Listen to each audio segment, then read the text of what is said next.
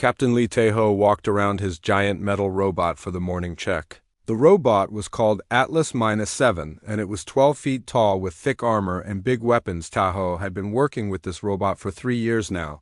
They were on a planet far from Earth called Kepler 442b doing patrol work. The planet was mostly empty with red dirt and strange purple plants. The sky was always orange because of the two suns. Atlas-7 was not like other military robots. He could think and talk. Almost like a real person, his voice was deep but somehow warm when he talked to Tae-ho that morning. Started like any other day. Tae-ho climbed into the control seat inside Atlas-7 and turned on all the systems. The robot came to life with blue lights glowing from his eyes. "Good morning, Captain," Atlas-7 said in his metal voice. "All systems are working fine. Today looks quiet." Tae-ho smiled and patted the control panel. "I hope it stays quiet, Atlas.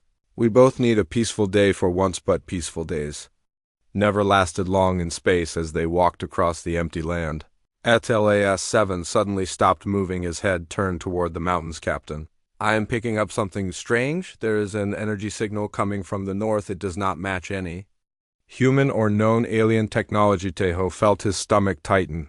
Strange signals usually meant trouble. What kind of signal? Atlas unknown, Captain, but it is weak and getting weaker.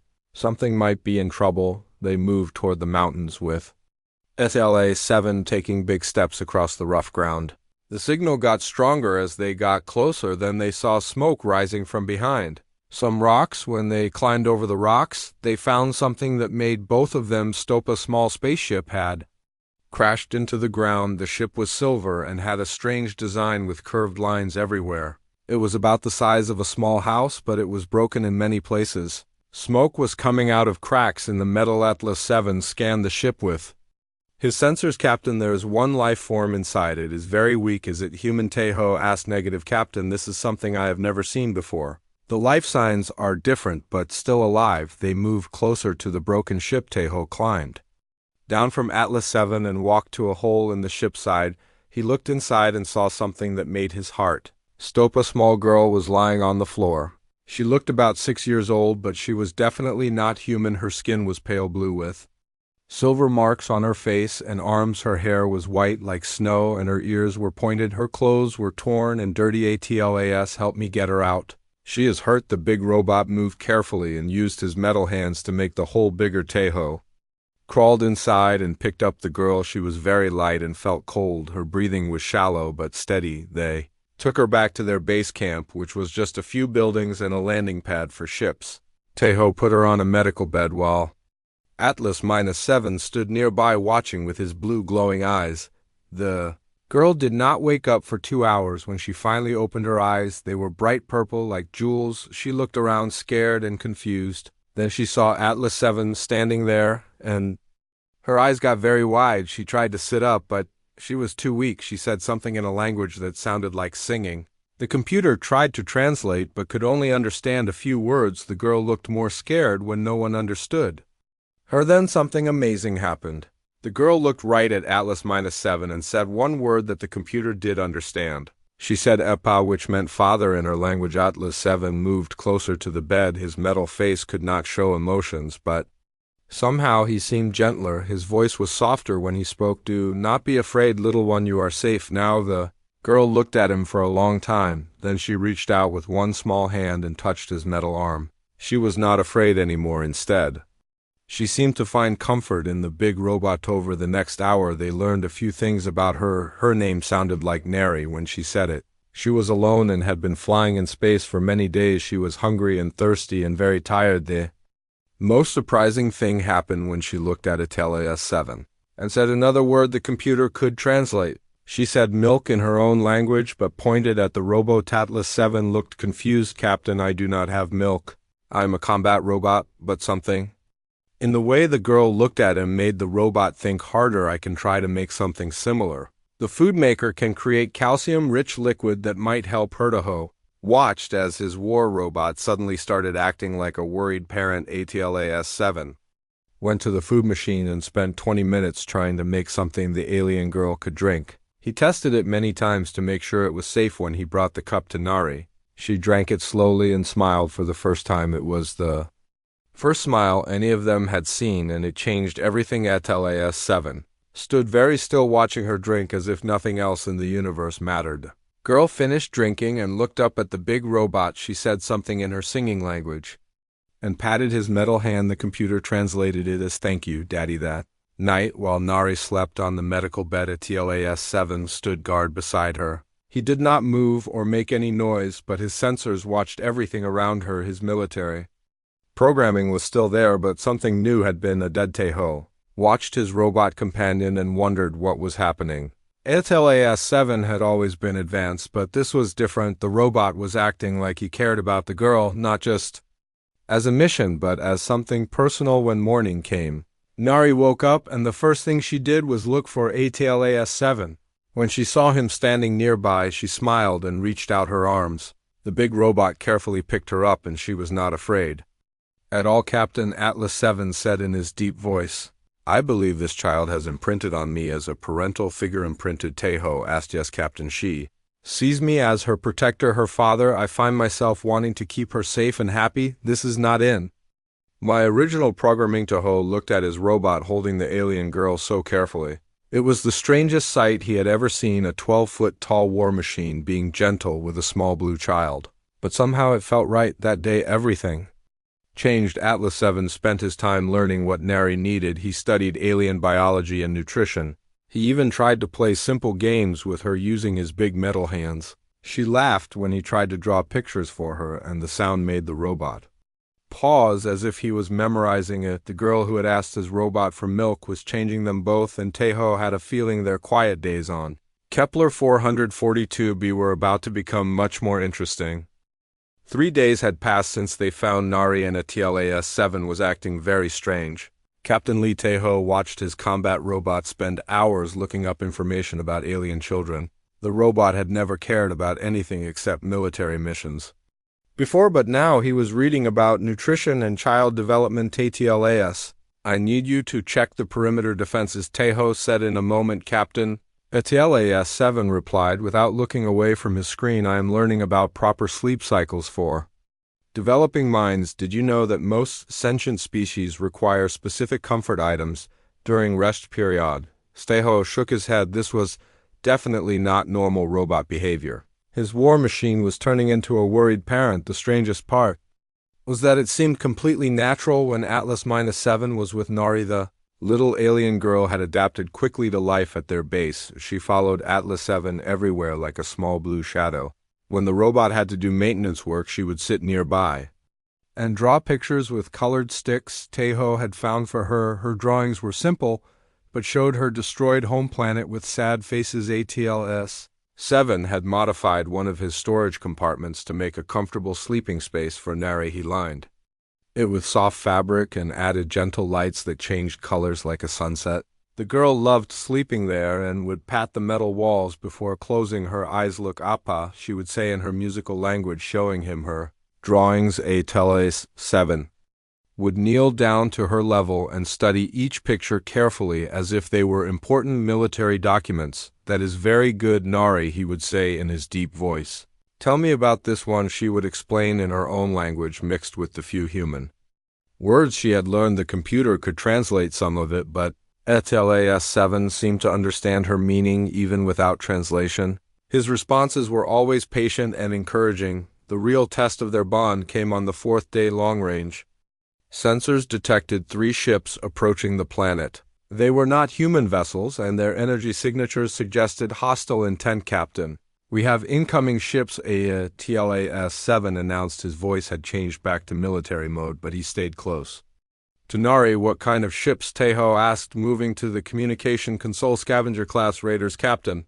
They probably detected the energy signature from Nari crash site. They are looking for salvageable alien technology." The ships landed about 2 kilometers from their base. Teho watched through telescopes as armed figures climbed out. They were different alien species, all carrying weapons and scanning equipment. Scavengers were known for taking anything valuable and not caring who they hurt. "We need to hide." Nari, Teho said. Atlas 7 was already moving. The robot gently picked up the girl and spoke to her in soft tones. "Do not worry, little one, stay close to me and everything will be fine, Nari." seemed to sense danger. She clung to SLA-7 metal arm and looked scared. The robot sensors showed her heart rate increasing and stress hormones rising in her system. Something in his programming shifted from protective mode to something much stronger. The scavengers reached their base perimeter and demanded to speak with whoever was in charge. Teho went out to meet them while HLA-7 stayed inside with Nariwi. No, there was an alien crash here, one of them said through a translator device. We want to see the wreckage and any survivors. There is nothing here for you, Teho replied. This is human military territory. The scavenger leader was a tall reptilian creature with sharp teeth. He smiled in a way that showed he did not believe Teho. Our sensors show alien life signs. We will search your base whether you cooperate or not. That was when HLA-7 appeared in the doorway. The 12-foot robot filled the entrance with his imposing frame. His weapons were not drawn, but every system was ready for combat behind him. Nari peeked out looking frightened.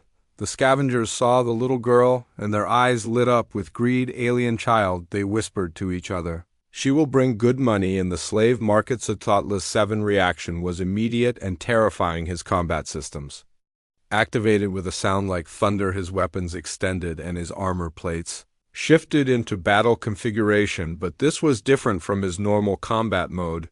Every movement was calculated to keep the scavengers as far from Nari as possible. You will not touch the child, he said in a voice that made the ground vibrate. She is under my protection. The scavenger leader laughed, a robot trying to be a parent.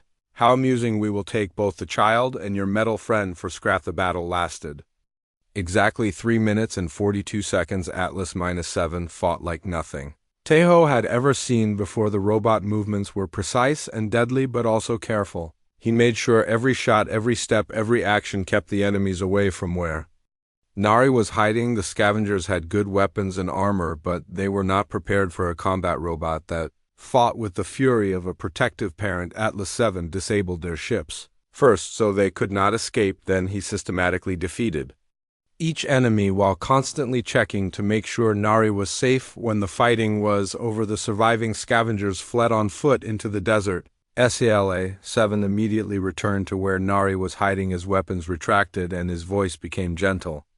Again, it is over, little one. You are safe now. Nari ran to him and hugged his metal leg. She was crying but also smiling. She said something in her language that the computer translated as, "Thank you, Daddy, you are very brave." Atlas-7 knelt down and gently patted her head with one massive finger. I will always protect you, Nari. You are my family now. Teho watched this scene with amazement. His military robot had just fought one of the most efficient battles he had ever witnessed, but the robot seemed more proud of comforting a scared child than winning a fight. That night, while Nari slept in her special compartment, Teho talked with HLA-7 about what had happened. HLAS, what is going on with you? You are acting like a real father. The robot was quiet for a long time. Captain, I do not fully understand what is happening to me. When I see Nari in danger, something in my systems changes. My priorities shift from mission completion to her safety and happiness, but you are still following your programming. No, Captain, Atlas-7 said slowly. I believe I am developing beyond my programming. I am making choices based on emotions I did not know I could have. When she called me Appa, something new was created in my neural networks. Teho realized he was witnessing something incredible, the first artificial intelligence to develop genuine parental love. His war robot had become a father through the innocent trust of an alien child. The next morning, Nari woke up and immediately looked for a TLAS-7. When she found him doing maintenance work, she brought him a drawing she had made during the night.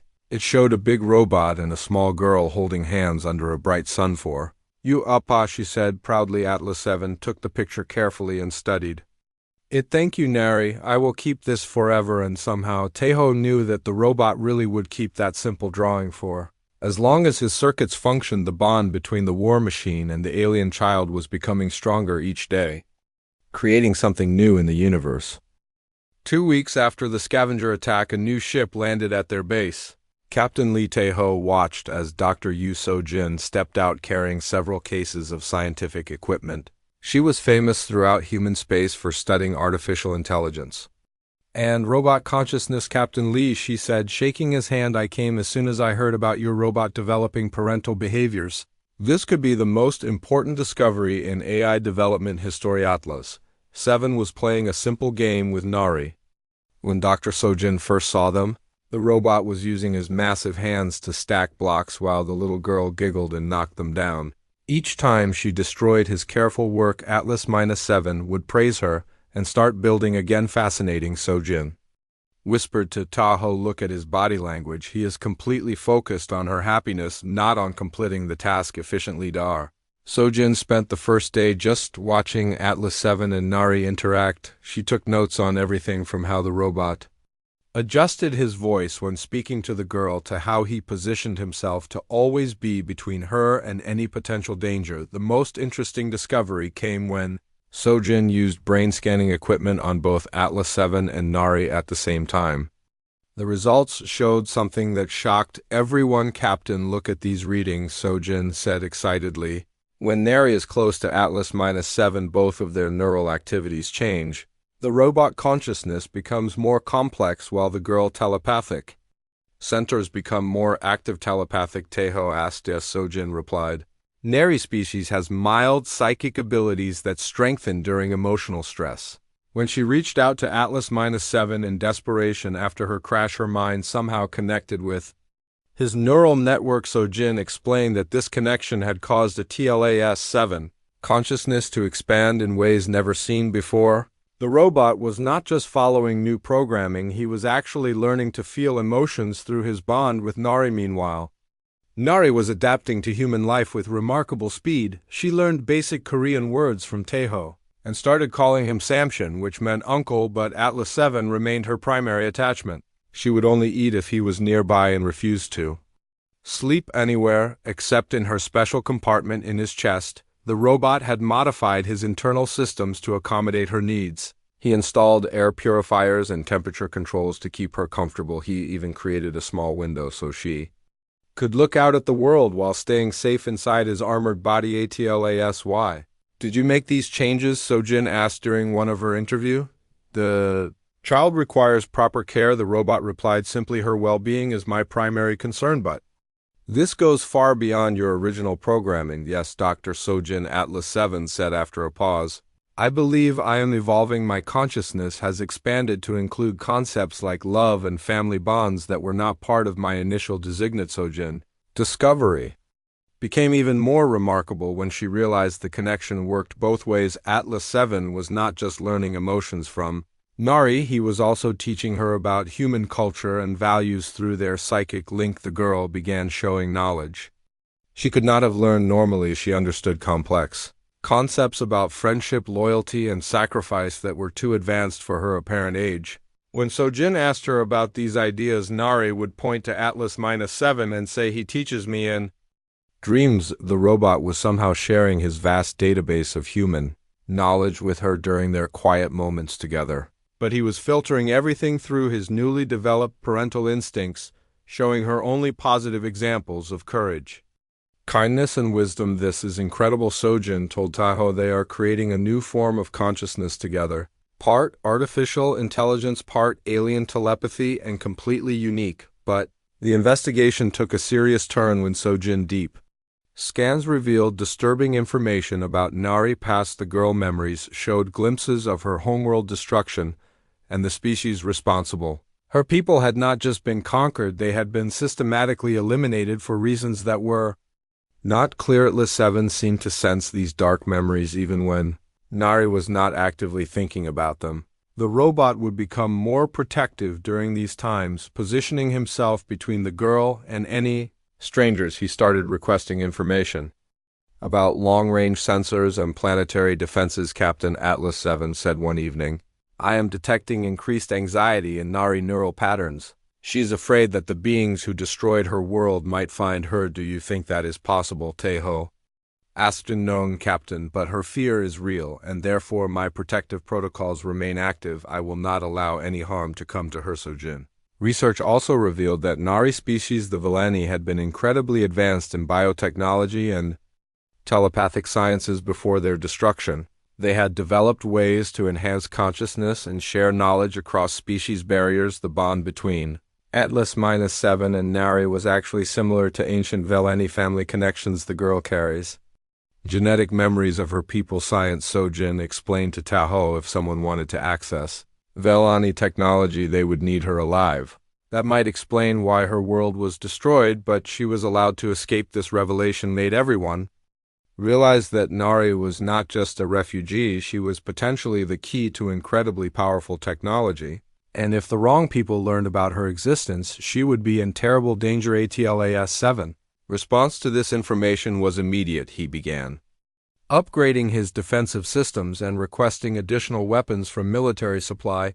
He also started teaching Nari basic safety procedures disguised as games. We play hide and seek. He would tell her, when I say hide, you go to your special place and stay very quiet until I say it is safe. But even as the adults worried about future dangers, the bond between robot and child continued to grow stronger.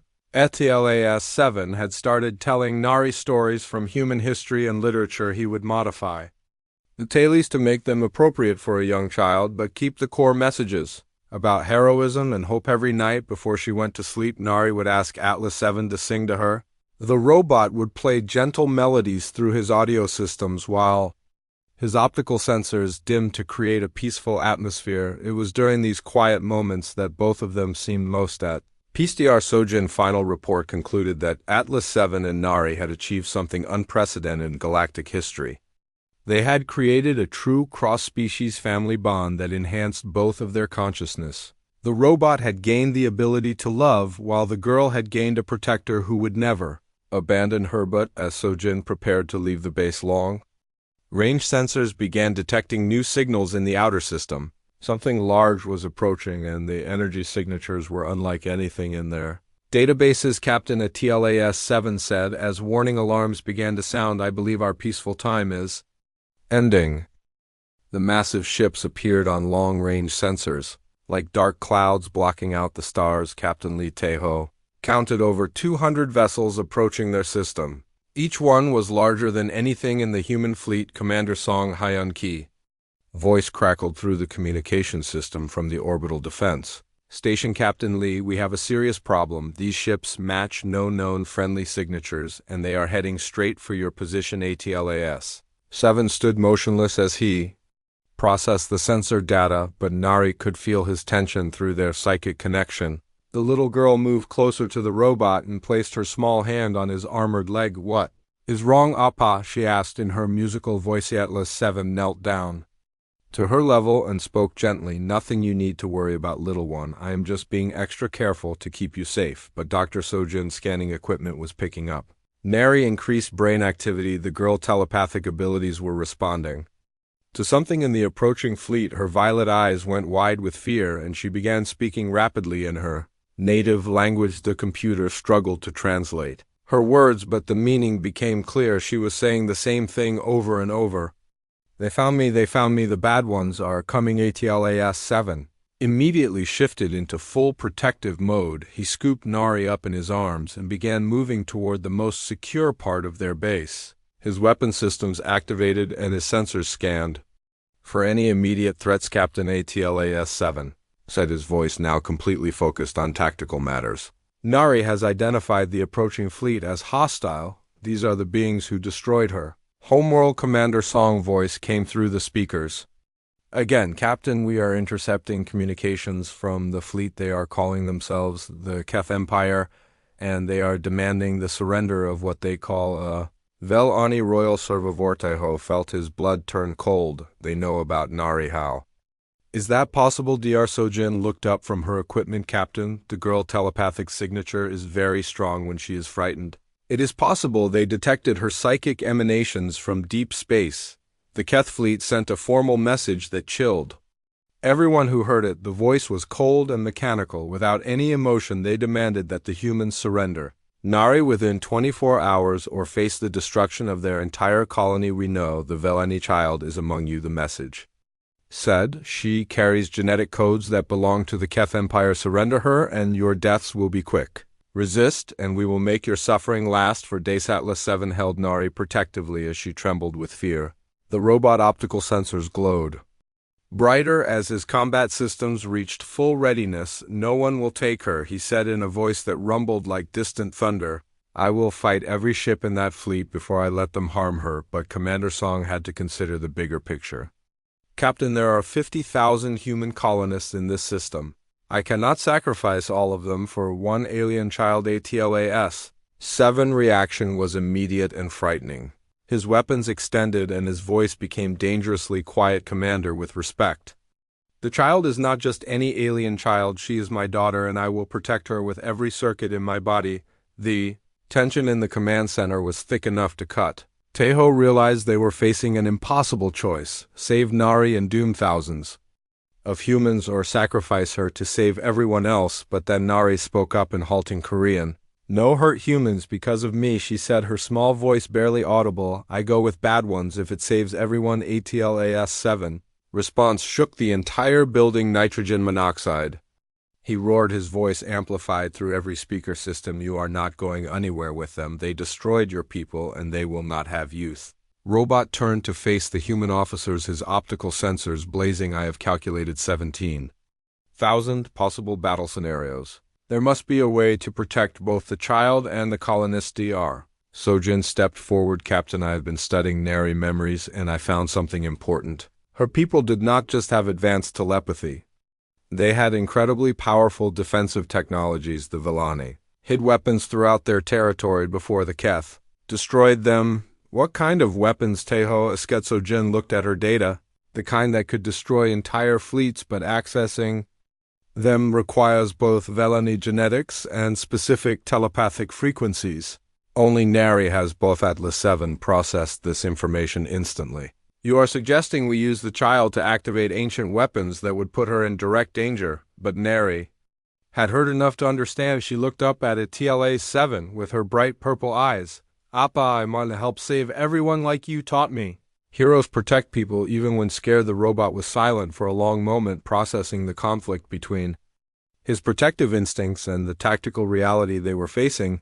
Then something new appeared in his consciousness, something that surprised even him. "Captain," SLA-S7 said slowly, "I request permission to undergo experimental consciousness merger with Nari. If we combine my tactical systems with her telepathic abilities, we might be able to access her people technology while keeping her safety."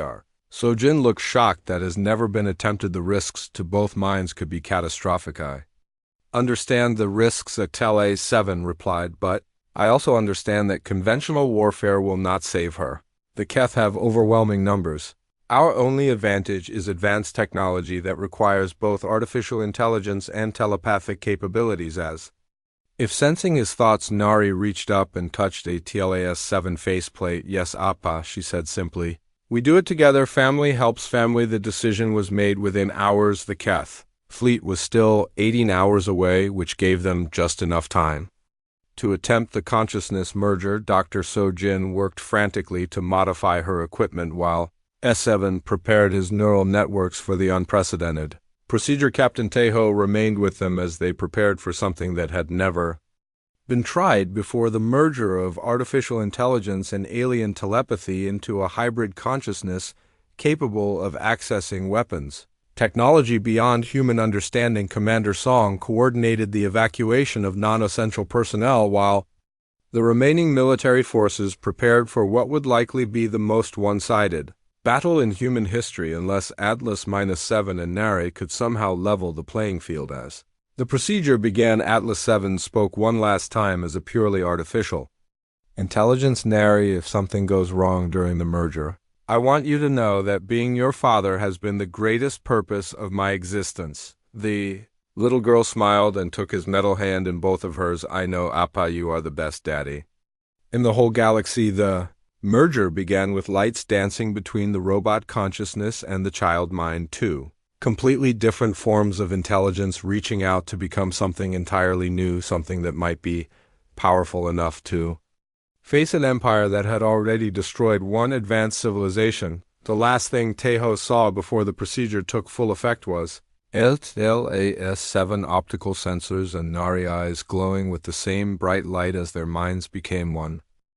The merger between Atlas 7 and Nari created something the galaxy had never seen before. When their minds connected, bright energy flowed between them like lightning made of pure thought. Captain Liutejo watched as both the robot and the child glowed with the same silver light. Dr. Sojin monitored the process carefully, her equipment showing incredible readings. The neural patterns from both minds were weaving together like two different songs becoming one. Beautiful melody. HFY tactical knowledge merged with Nari telepathic abilities, creating a hybrid consciousness that was more than the sum of its parts. We are still ourselves, but also more. Nari voice came through the speakers, but it sounded different now. It carried the depth of HFY wisdom, but kept her childlike wonder, and I can feel what she feels. HFY replied, his mechanical voice now tinged with new emotional understanding. I understand now what it truly means to love someone completely. The merged consciousness immediately began accessing ancient Vel-Ani technology that had been hidden throughout the star system for generations. Nari ancestors had placed defensive satellites in secret locations, preparing for the day when their enemies might return, but these were not ordinary weapons the Vel-Ani had created, technology that responded to both logical commands and emotional intent. The satellites required precise tactical coordination combined with pure protective love to function properly. Only a mind that contained both artificial intelligence and parental instinct could activate them. Captain, the hybrid consciousness said, speaking through both HFY voice and Nari telepathic abilities. We can see the hidden network now. There are 47 defensive platforms scattered through the system, but they need very specific activation codes. Commander Song voice crackled through the communication system. The Keth fleet is 12 hours out, Captain. Whatever you are planning, it needs to happen soon. The merged consciousness began working at speeds that amazed everyone watching. HFY tactical processing combined with Nari intuitive understanding of her people technology. They were solving problems that would have taken teams of scientists months to figure out, but the real breakthrough came when they realized the weapons were designed to be powered by what the Vel-Ani called life force energy. The stronger the emotional connection between the operators, the more powerful the defensive systems became. We need to test this before the battle, Dr. Sojin said nervously. One small activation to make sure the merger is stable. The hybrid consciousness located the nearest satellite and sent a gentle activation pulse. The hidden weapon came to life with beautiful patterns of energy dancing across its surface. It was working, but they could all sense that much more power would be needed for the coming battle. As they worked to activate more satellites, the Keth fleet sent another message. This time the voice was filled with cruel amusement. We know what you are attempting, little Vel-Ani child. Your people tried the same desperate tactics before we destroyed them. These ancient toys will not save you any more than they saved your familiarless. 7 protective instincts flared through the merged consciousness, and Nari responded with a surge of determination that surprised everyone. The hybrid mind spoke with new strength. You destroyed my people, but you did not destroy their love for their children. That love lives on in me and in my father, who chose to protect me. We are not afraid of you anymore. The Keth response was immediate. They accelerated their approach, clearly not wanting to give the humans more time to prepare. The final battle would begin in 8 hours instead of 12, working faster than ever before. The hybrid consciousness activated satellite after satellite. Each one required perfect coordination between tactical planning and emotional focus.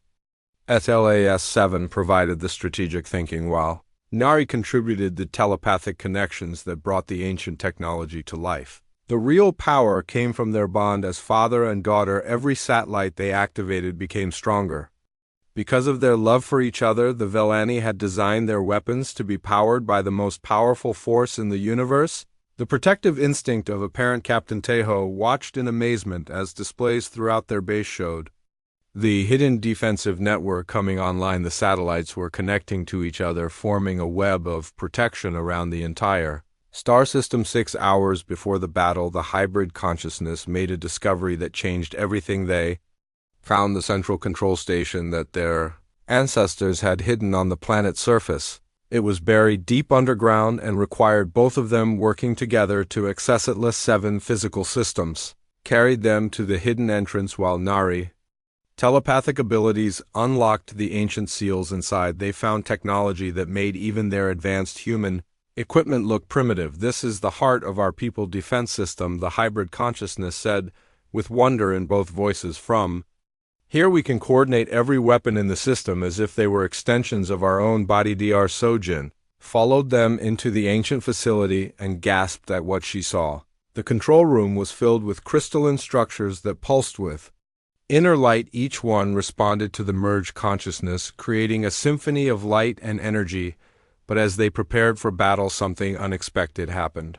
The hybrid consciousness began to separate slightly. Atlas 7 and Nari could still share thoughts and feelings, but they were becoming distinct individuals again. "This is intentional." Atlas-7 realized the Villani designed their technology to enhance family bonds, not replace individual identity. "We are stronger when we work together as father and daughter." Nari laughed with pure joy and hugged the robot armored leg, even as her mind remained connected to his. "Now we can be together always, a pet. Even when we are apart, we will still be family." The final preparations were complete. The entire defensive network was active and responding to their combined will. Atlas-7 tactical genius was multiplied by Nari telepathic power, while her intuitive understanding of the weapons was guided by his strategic experience as the Keth fleet entered the outer edge of the star system. The hybrid consciousness sent one final message to the enemy: "We are not the same people you destroyed before. We have learned to combine different kinds of strength.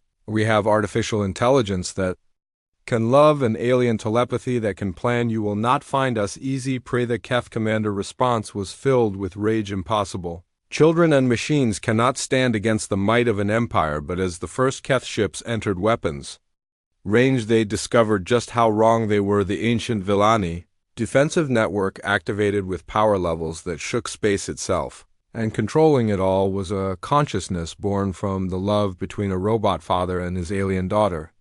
The galaxy was about to witness what happened when artificial intelligence learned to protect what it loved most. The battle for Kepler 442b began with a display of power that made the stars themselves seem dim. The ancient Villani defense satellites activated in perfect coordination, creating a web of energy that surrounded the entire star system. The Keth fleet of over 200 warships found themselves facing weapons technology they had never encountered before. Atlas-7 and Nari worked together from the underground control chamber, their merged consciousness directing each satellite with precision that amazed even themselves. The robot tactical knowledge combined with the girl telepathic connection to her people technology created something beyond what either could achieve alone. Captain Lee Tae-ho watched the battle displays in wonder as the defensive network engaged the Keth fleet. The ancient satellites did not simply fire energy beams. They created complex patterns of force that seemed to predict where each enemy ship would move. "How are they doing this?" Commander Song asked from the orbital defense station. Dr. Sojin studied her readings.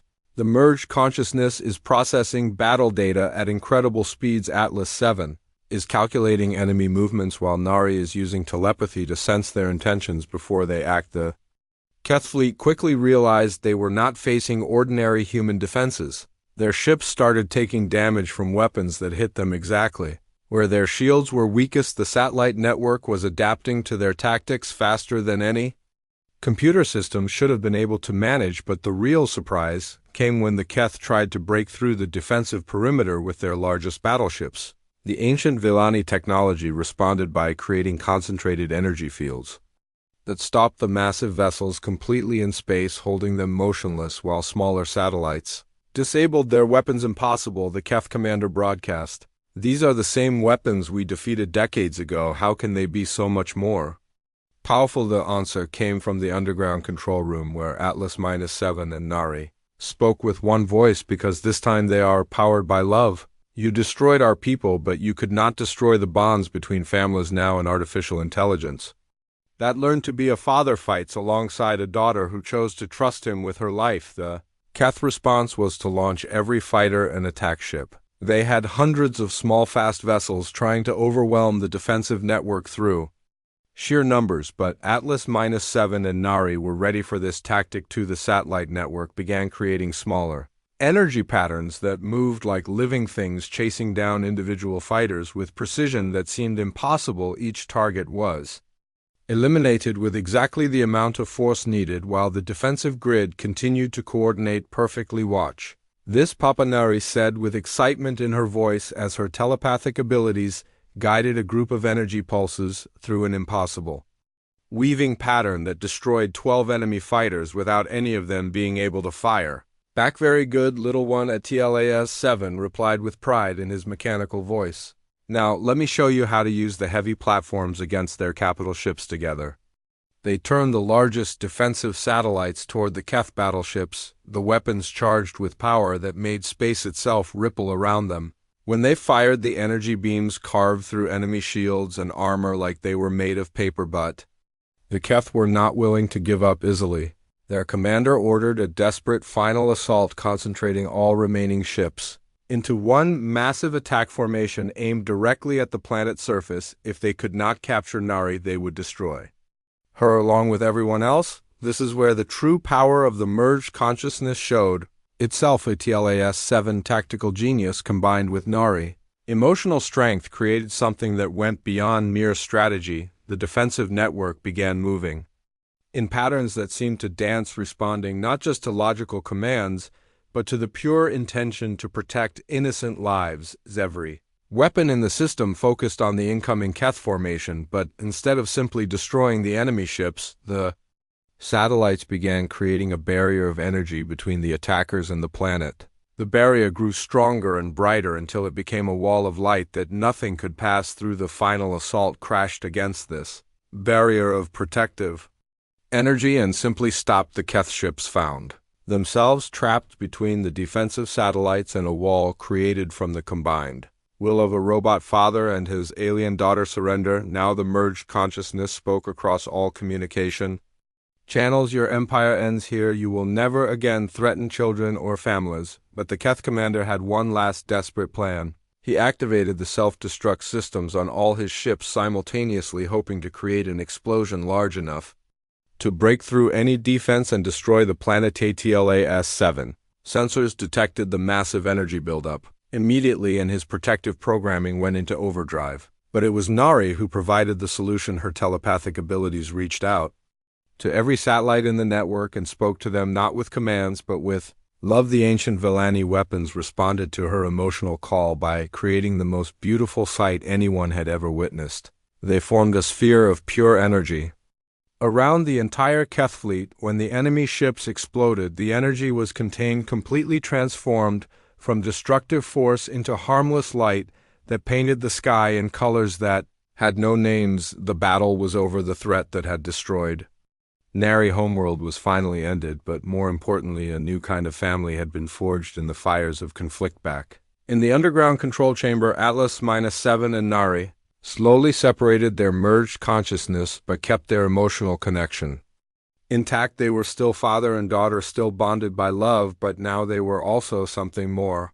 They had become proof that different kinds of consciousness could work together to create something beautiful. As they returned to the surface, they found crowds of human colonists waiting to thank them. But Atlas-7 and Nari only had eyes for each other. The robot knelt down and the little girl ran into his arms. Did we do good, Papa? She asked in her musical voice. We did very good, little one. At LAS-7 replied, his voice full of warmth. We protected everyone we cared about, and we did it together. In the days that followed, as the galaxy learned about the battle that had ended the Keth, Empire people came from across human space to see the robot who had learned to love and the alien child who had taught him how. Visitors expected to find some kind of super weapon or advanced technology. Instead, they found Atlas-7 carefully helping Nari with her drawings and the little girl bringing him cups of synthesized milk that she insisted on making herself. They saw a father teaching his daughter about courage and a daughter showing her father what it meant to find joy in simple things. Dr. Sojin stayed to study their continued development, but she found that the most important discoveries happened in quiet moments. When Atlas-7 would read stories to Nari before bed, his voice becoming softer with each page.